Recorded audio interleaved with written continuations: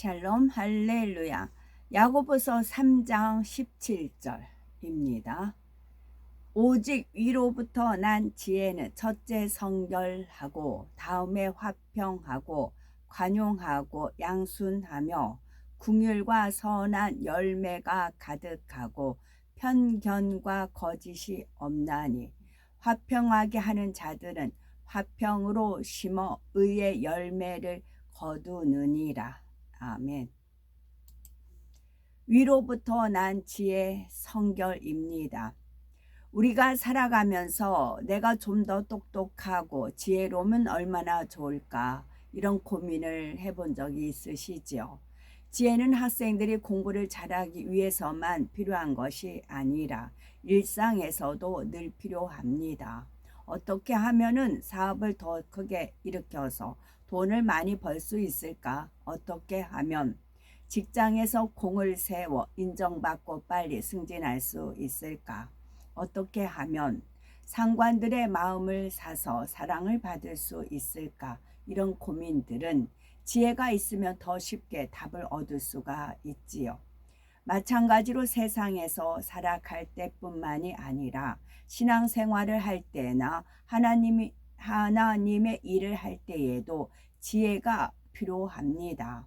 어떻게 하면 축복받아 더 크게 영광을 돌릴 수 있을까? 어떻게 하면 가족의 마음을 감동시켜서 주님을 영접하게 할 수가 있을까? 어떻게 하면 신방할 때 진리를 받아들이게 할 수가 있을까?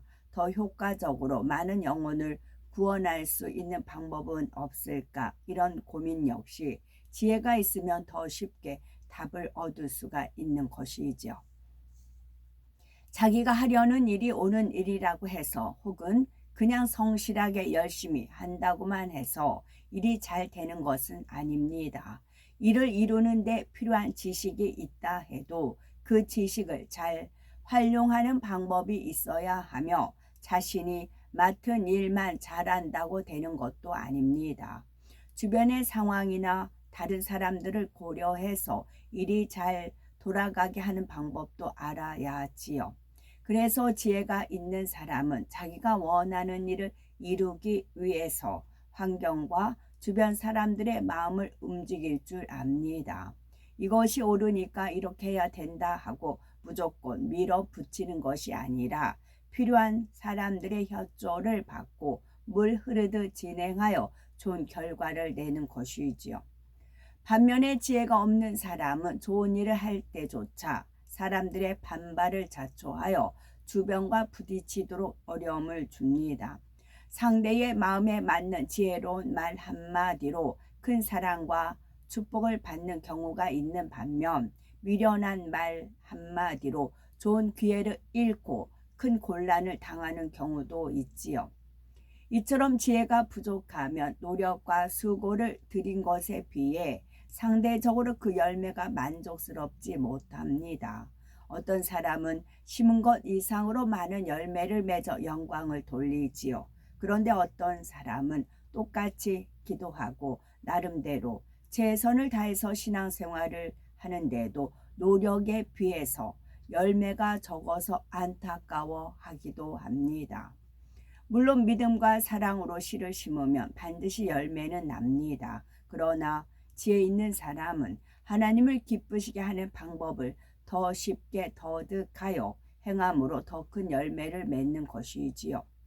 기도 한마디를 해도 아버지 하나님의 마음에 꼭 들게 기쁘시게 하는 기도를 하고 영적인 흐름 속에서 은혜 받을 기회를 잘 파악하여 절대 놓치지 않습니다. 더 나아가 그런 은혜의 기회를 스스로 만들어내기도 하지요. 그런데 지혜가 없으면 하나님을 기쁘시게 하는 방법을 잘 모릅니다. 기도를 하면서도 부정적인 말이나 선하지 못한 기도를 해서 하나님을 서운하게 하는 경우도 있고 심지어 입술에 올무가 되는 기도를 하여서 오히려 연단을 자초하는 경우도 있습니다. 기도하여 축복의 기회가 왔는데도 깨닫지 못해서 놓치는 일도 있지요. 기도를 많이 하고 열심히 노력해도 응답이 더딘 것은 더딘 것은 이런 이유 때문입니다. 지름길로 속히 가기 위해서는 지혜가 필요하지요. 기도 응답 받는 것도, 열매 내고 축복 받는 것도, 더 좋은 천국에 들어가는 것도 지혜가 있으면 지름길로 갈 수가 있습니다. 하나님께서도 성경을 통해 지혜를 강조하시지요. 한 예로 잠언 3장 13에서 17절은 지혜를 얻은 자와 명철을 얻은 자는 복이 있나니 이는 지혜를 얻는 것이 은을 얻는 것보다 낫고 그 이익이 정금보다 나음이니라.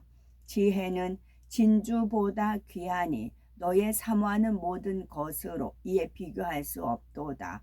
그 우편 손에는 장수가 있고 그 좌편 손에는 부귀가 있나니 그 길은 즐거운 길이요 그 첩경은 다 평강이니라 했습니다. 장수도 부귀도 즐거움도 평강도 모두 지혜 안에 들어있다는 말이지요. 위로부터 난 지혜를 말씀을 증거합니다.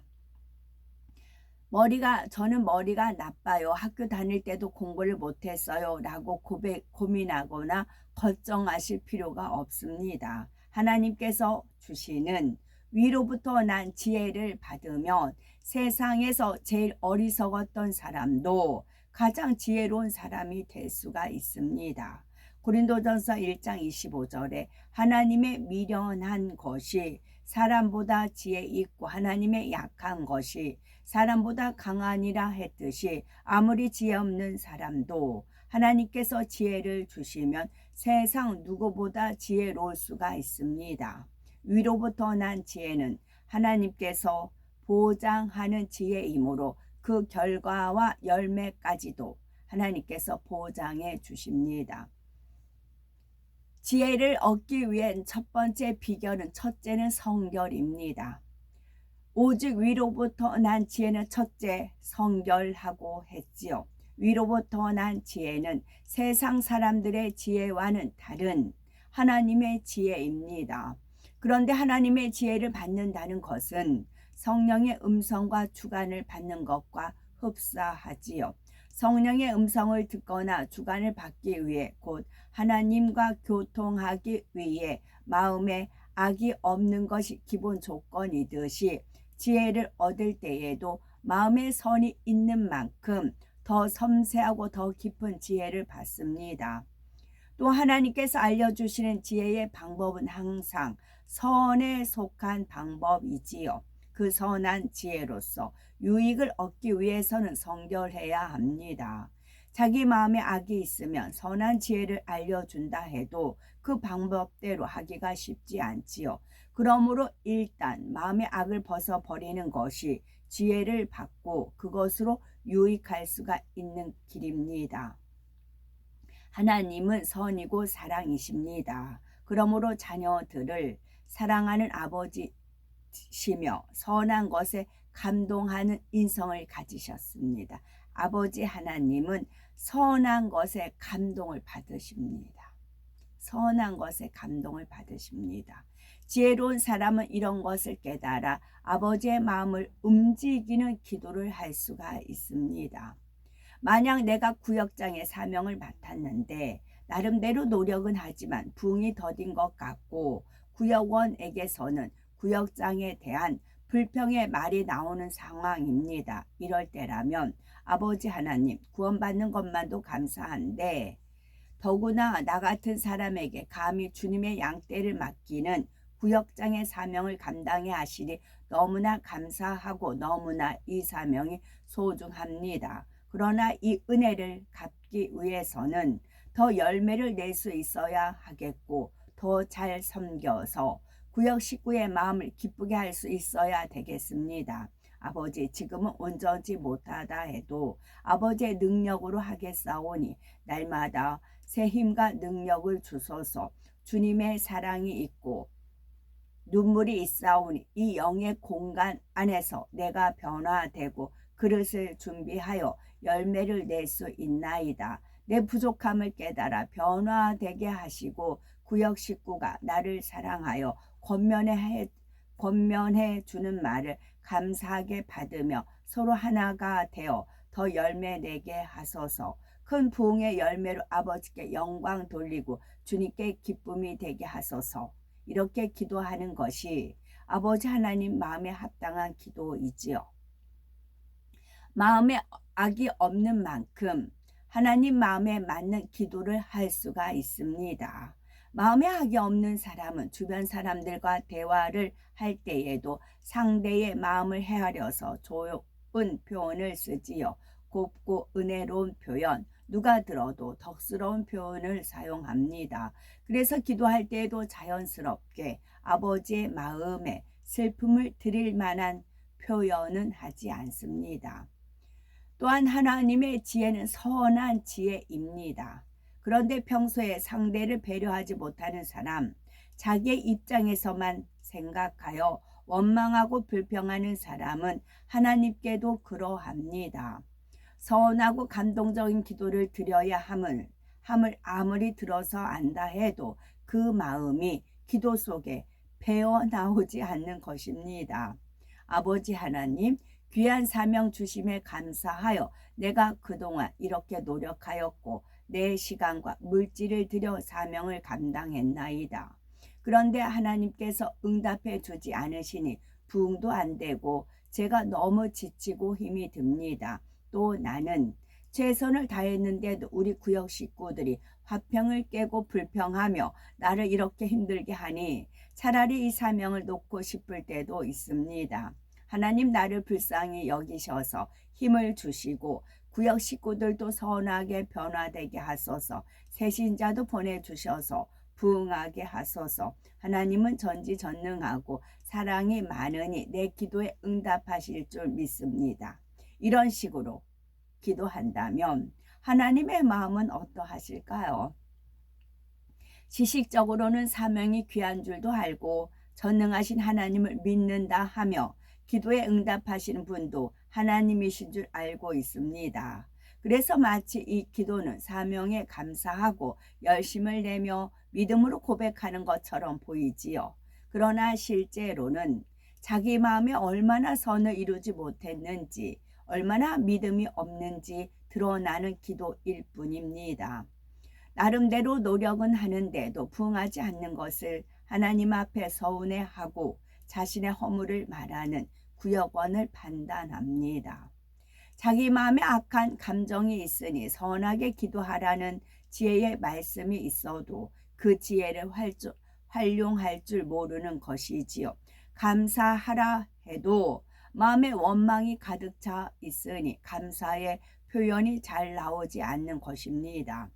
또 다른 예로는 종종 하나님의 일을 하다 보면은 자신이 하지도 않은 일이나 말로 인해서 주변의 오해를 사는 일이 있지요.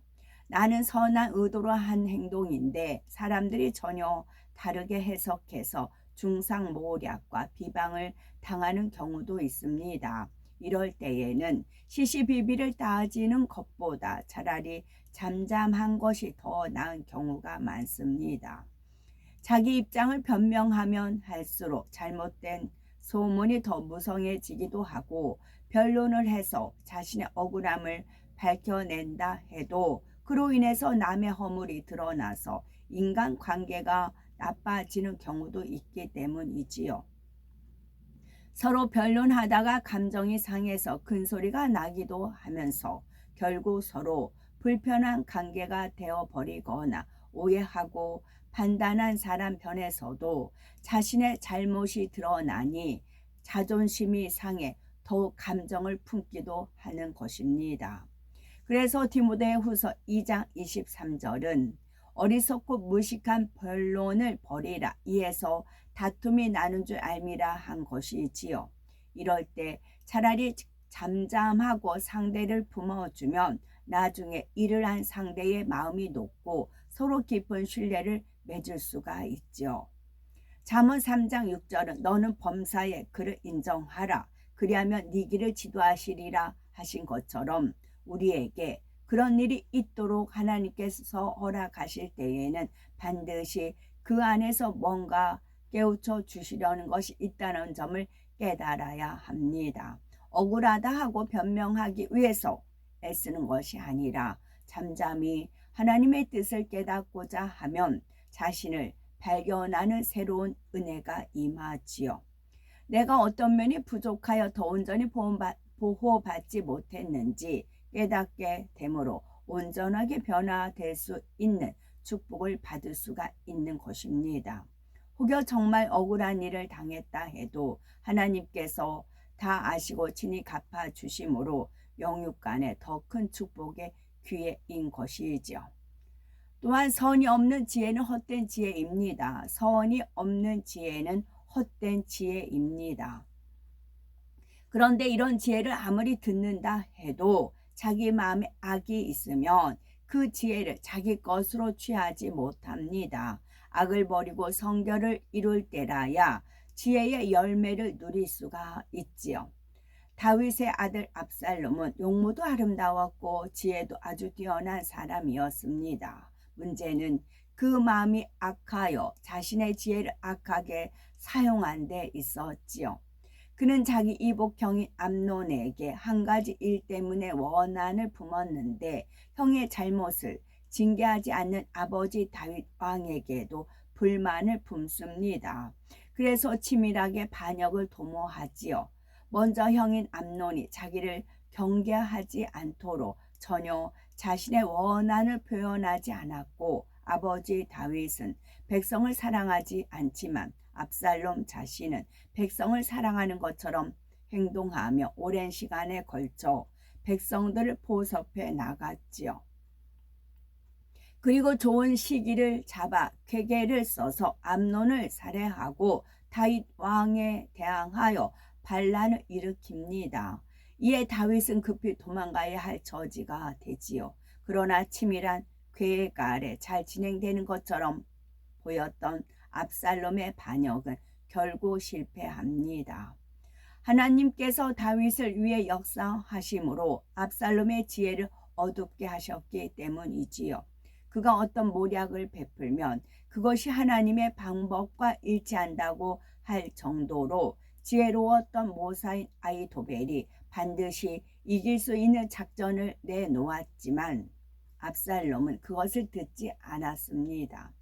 오히려 다윗이 심어놓은 첩자가 제시하는 의견을 택하여 다윗의 부하들이 전열을 가다듬고 반격할 여유를 얻게 해주지요.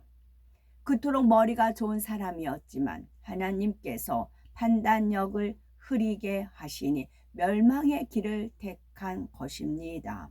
결국 그는 전쟁터에서 비참한 죽음을 당하고 말지요.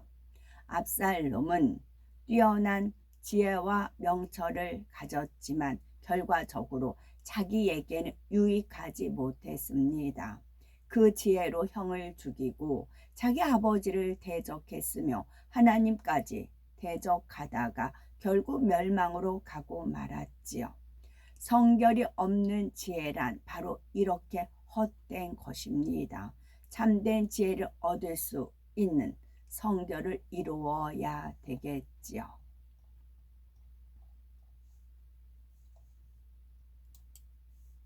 오직 위로부터 난 지혜는 첫째 성결하고 다음에 화평하고 관용하고 양순하며 궁일과 선한 열매가 가득하고 편견과 거짓이 없나니 화평하게 하는 자들은 화평으로 심어 의의 열매를 거두느니라. 아멘. 샬롬.